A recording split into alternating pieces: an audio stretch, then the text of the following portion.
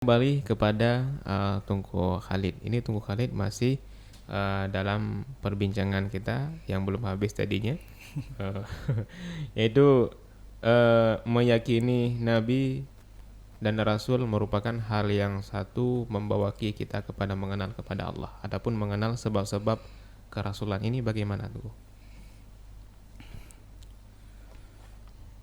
Kita akan menjelaskan sedikit tentang bagaimana hubungannya sehingga Nabi menjadi perantaraan bagi kita untuk mengenal Allah. Iya.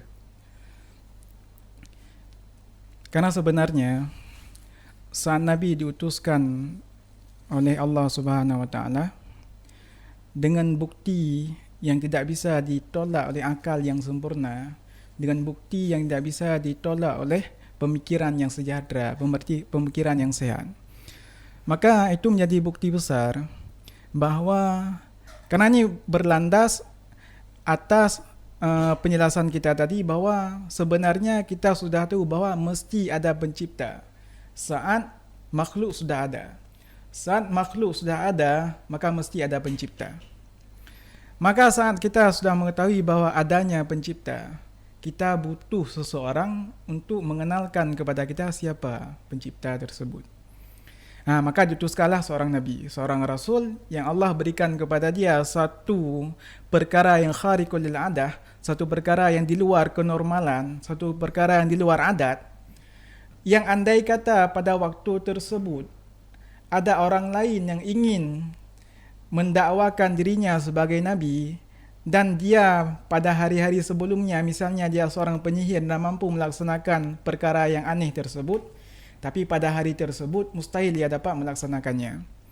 Karena saat dia mampu menampakkan suatu perkara yang mustahil secara adat, maka itu menjelaskan Allah mengakui bahwa ia utusannya.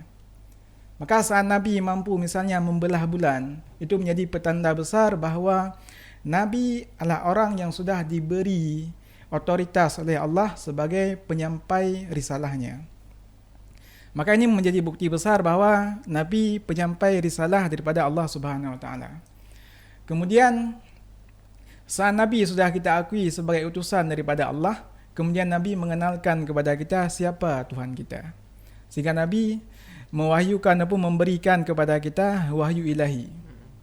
Siapa sebenarnya Allah? Maka qul huwallahu ahad misalnya. Maka saat kita sudah mengetahui Nabi benar, dan kita mengetahui bahwa Nabi ini mustahil berdusta, maka apa yang disampaikan oleh Nabi juga benar. Dalam artian saat Nabi mengatakan bahwa ini wahyu ilahi, maka itu mesti wahyu ilahi. Maka kita bisa menerima bahwa qul huwallahu ahad lah wahyu ilahi. Karena perantaraan kasus-kasus tadi, dengan kita pertama percaya bahwa adanya Tuhan, kemudian diutuskan seorang Rasul dengan bukti yang kalau kita memiliki akal yang sempurna tidak mungkin kita bisa menolaknya, maka apa yang disampaikan oleh Nabi itu wajib benar dan mustahil berdusta. Saat kita sudah mengetahui bahwa itu adalah wahyu dari ilahi, berarti kan sudah cocok. Karena penjelasan yang saya sebutkan tadi tercantum dalam kitab Tauhid yang kita belajar juga, kita ada suki, bahwa Nabi menjadi perantaraan antara kita dengan Allah. Maka saat Nabi memberitakan kepada kita tentang ayat Al-Quran misalnya, itu kan sudah cocok. Karena ayat Al-Quran tersebut diturunkan ataupun yang menjadi objeknya adalah kita sebagai manusia. Andaikan tidak ada Nabi, maka tidak ada perantaran antara kita dengan Allah. Maka sudah cocok bahwa fungsi ataupun salah satu hikmah daripada diutusnya seorang Nabi adalah media bagi kita untuk interaksi dengan Allah. Kemudian pelengkapnya, karena kita kan sudah menjelaskan bahwa Nabi adalah seorang yang sempurna. Yeah. Sedangkan bahagian yang kita jelaskan tadi lebih kepada bahagian rohaniahnya. Sedangkan kita sekarang akan kita jelaskan sedikit bahagian jasmaninya, fisiknya. Yeah. Sering kita dengar bahkan diceritakan dalam Al-Quran bahwa fisik Nabi Yusuf sangat luar biasa. Dalam artian fisik Nabi Yusuf, ketampanannya, dan diberikan bukti bahwa ada seseorang bahkan sekelompok wanita yang melihat keindahan fisik Nabi Yusuf sehingga mereka tidak sadar telah menyakiti diri mereka sendiri. Sedangkan pada kasus Nabi Muhammad kan tidak pernah kita dengar ada seorang yang melukai dirinya dengan sebab terpana dengan fisik Rasulullah sallallahu alaihi wasallam. Sehingga ada sebagian orang yang mengambil kesimpulan walaupun Nabi tampan tetapi tidak setampan Nabi Yusuf. Sebenarnya itu bagaimana?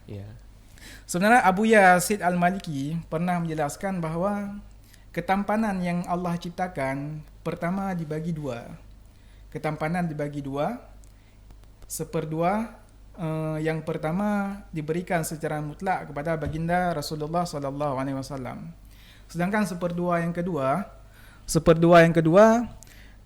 dibelah menjadi dua lagi. Jadi dalam artian seperempat dari yang satu tadi diberikan kepada Nabi Yusuf alaihissalam dan seperempat sisanya diberikan kepada kita manusia sisanya.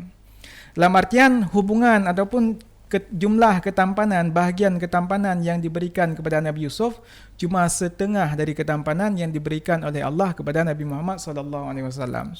Tapi kok dalam kejadiannya yang ada kasus sehingga wanita melukai dirinya kok cuma ada pada kasus Nabi Yusuf. Sebenarnya bagaimana? Rupanya ketampanan Nabi Yusuf dan Nabi Muhammad ditutupi oleh 10 hijab.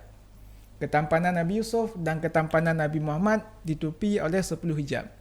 Sedangkan Nabi Yusuf, 10 hijab tersebut di dunia sudah dibuka. 10 hijab yang menutupi ketampanan Nabi Yusuf di dunia sudah dibuka.